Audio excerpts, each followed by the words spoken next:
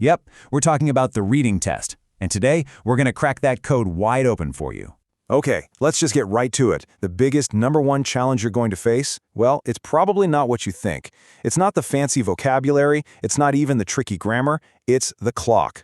Seriously, time is your absolute worst enemy here, and figuring out how to beat it, that is your first, most crucial step to success. So, to help you conquer this thing, we've put together a solid 5-step battle plan. First up, we'll look at the big picture, the IELTS reading challenge itself. Then we'll dive into mastering all those different question types. After that, we'll expose the common traps that catch people out. We'll cover the unbreakable rules you just have to know. And we'll finish up with some final pro tips to really lock in that score. All right, part 1, the IELTS Reading Challenge. Think of this as getting to know the arena you're about to step into. Because the rules of this game, they're simple, but oh boy, are they strict. You get exactly 1 hour. That's it, 60 minutes. And in that time, you've got to read 3 pretty long passages and answer 40 questions. But here's the thing, that 60-minute deadline, it hides the real kicker, the real pressure point that most people don't see coming. And there it is. No extra time to transfer your answers. That's right. If you've done the listening test, you know you get that nice little 10-minute buffer at the end. Well, not here. Every single answer has to be written on that official answer sheet inside that 60-minute window. So yeah, every single second really does count. Okay, part 2. So now that you get just how intense the time pressure is, let's talk about what you'll actually be facing. You've got to know your opponents, right? And in this test, your opponents are the different question types. Knowing how to tackle each one is absolutely key. First up, we've got the classic, multiple choice. I mean, we've all seen these before, right? But the IELTS version has its own special, tricky flavor. The real skill here isn't just about finding the right answer. It's about spotting and avoiding those distractor answers, the ones that are designed to look right. So how do you beat them? Well, here's your game plan. First, don't just scan for keywords from the question. That's a trap. Instead, paraphrase the question in your own words first. Then, scan the text to find where that idea is discussed. Oh, and here's a massive tip. The answers for multiple choice questions always appear in the same order in the text as the questions themselves. That's a huge help. All right, next on the list, matching headings. Now, a lot of students really struggle with this one. And it's because it's not about finding tiny details. It's testing your ability to understand the main idea of a whole paragraph. It's tough, but trust me, it is totally manageable if you have the right technique. And here's the big secret. You know that old advice about just reading the first and last sentence of the paragraph? Forget it. Seriously, that's a common trap and it just doesn't work most of the time. You've got to get the gist, the main point of the entire paragraph to get this right. And this right here illustrates a super simple mistake that costs people so many easy points. You have to pay attention to the word limit. Always check the instructions. If it says no more than 3 words and you write 4 words, even if your answer is technically correct, you get a big fat 0 for that question. It's that strict. Okay, section 3. This is where we give you the insider secrets. Let's equip you with some secret weapons by looking at the most common traps that test takers fall into, and more importantly, how you can sidestep them completely. Ah, yes, the million-dollar question.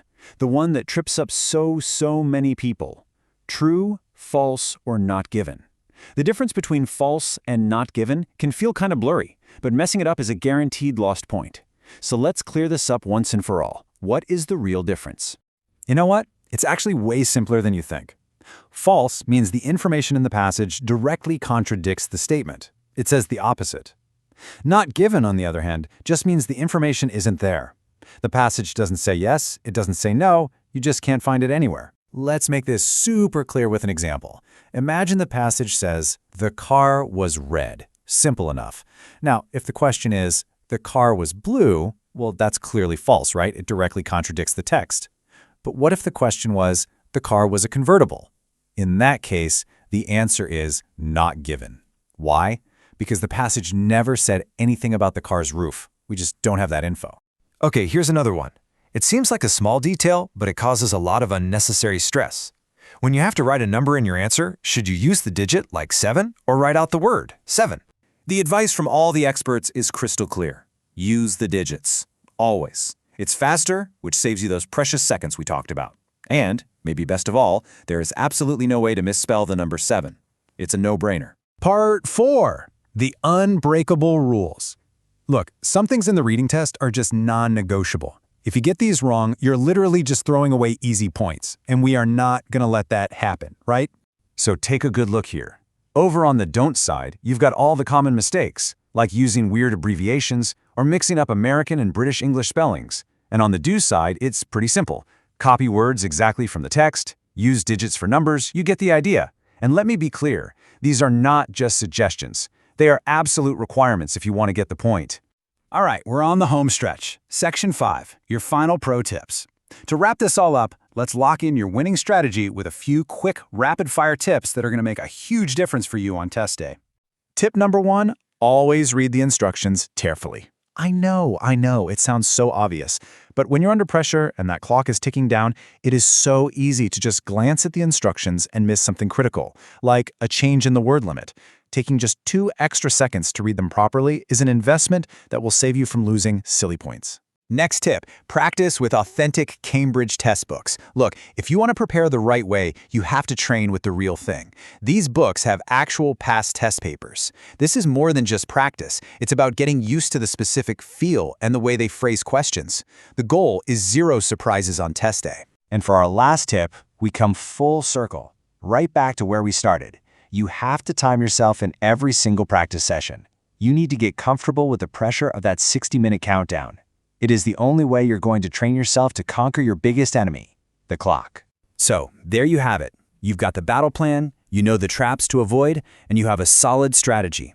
Because at the end of the day, the IELTS reading test isn't just a test of your English skills. It's a test of your strategy and how well you perform under pressure. So the only real question left is, are you ready to go out there and beat that clock?